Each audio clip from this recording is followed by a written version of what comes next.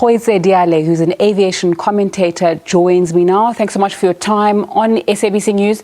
If you can just give me context and our viewers more context into what led to these flights being grounded.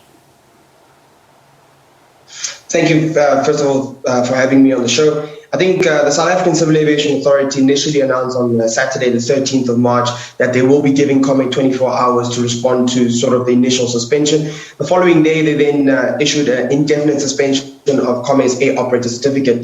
This was following a spate of recent flight occurrences, and the CAA has subsequently issued level 1 findings against Comair. Now, these level 1 findings are what the CAA believes pose a direct flight risk to safety of aircraft, but also to the ground operations of Comair. Now, these concerns and these maintenance concerns have been coming up the past couple of months in the aviation community. We all believe that the level 1 findings that are raised against Comair are not very much random. They all tie into sort of the quality and management system of Comair, and we think in the next couple of days Comair will be able to resolve it. But at the current moment, their suspension relies on them not providing satisfactory measures for the quality management system and the safety management system.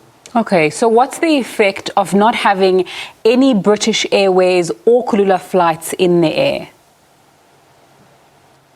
Like any other industry, when you lose a major player in the game who has for years provided the fleet capability to sustain the passenger demands to various destinations, the knock-on effect is incredible because we then have a huge vacuum. I think current airlines operations do not have the immediate fleet capacity to be able to, fix sort of the current issues that we're having and the demands that we're currently having caused by the suspension of Comair. But this does affect sort of the commercial dynamics for passengers, as we will see a sharp increase in flight ticket prices. But we also see that most places will lose their interconnectivity and a reduction in sort of that route interconnectivity based on the fact that Comair was connecting many other cities with their robust schedule. The CAA also have a big task at hand and also in fact, are at risk because the CAA, for a number of years, their main source of finances has been passenger taxes that have been for years sustained by major airlines such as Comair. So the effect is incredible, and it's incredible, especially for the staff, because coming back from COVID, where many staff were left at home with the fear of retrenchment and sort of the closing of our borders with not much flying happening, we are looking at a number of very talented, very safe and experienced professional staff who are at risk at this current moment. Okay, yesterday you were speaking online saying that people might need to start catching buses in order to get to maybe various destinations. Is it really that bad? I've also seen prices going up on the other airlines now to travel across South Africa.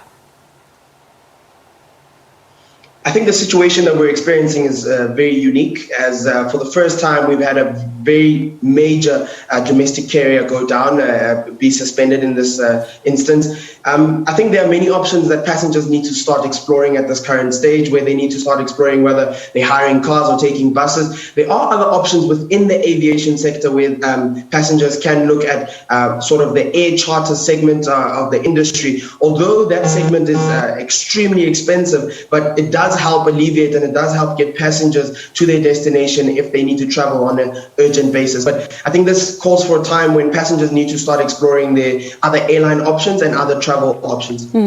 What recourse do consumers have? Because I noticed in the interactions that Kulula was having with some of their passengers who were rightfully upset about missing their flights, they were not being offered refunds.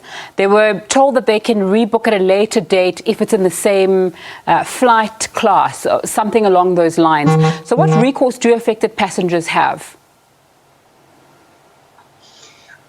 South Africa is very unique, and in that our aviation sort of industry doesn't have sort of safeguards for sort of emergency situations like this, especially for passengers. So most passengers effectively don't have a recourse. The only choice that passengers have at this current moment is to keep that contact with the customer service lines, but to also start exploring other, safe air travel options.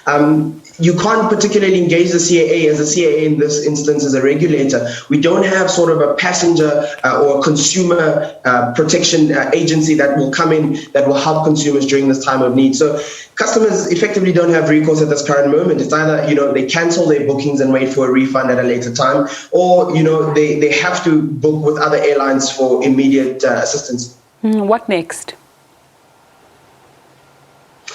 I think in the coming days, we should expect Comair to have some corrective action plans submitted for review to the CAA, so to lift the AOC suspension, but to also resume their operations. We hope that the CAA in the coming days will also position themselves to assist Comair. As before, what we have seen is that the regulator has come in very aggressive. So we hope at this current moment that they're putting a more proactive role to help Comair get back into the sky. We will see a sharp increase in the next coming weeks, and probably in the next coming days. We've already seen it with the doubling of flight tickets on other airline operators due to increased demands, and with the mere fact that their fleet capability has been limited.